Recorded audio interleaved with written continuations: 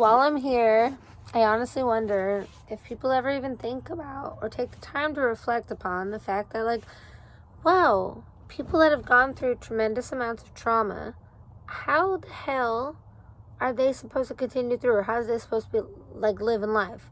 Is there a role model definition of it? Is there, like, a mold that we could fit in?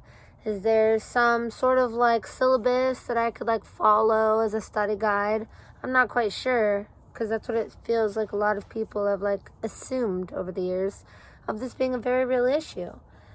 And I'm not even talking about myself in this instance. I'm talking in general, because God forbid I ever put myself in the front lines of, like, scrutiny. I've done that many times before, and I'm just not doing that right now.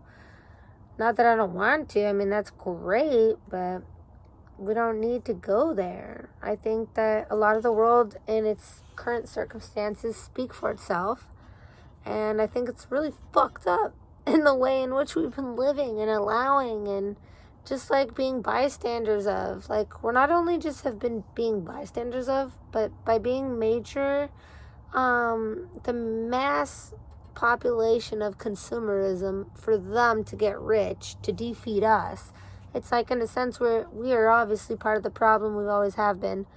Never been too much into that, buying new clothes, doing this, that. I grew up, like, in my own circumstances I won't go into, but, like, I've never felt the need to buy something new unless, like, oh, treat yourself once every 10 years, cool.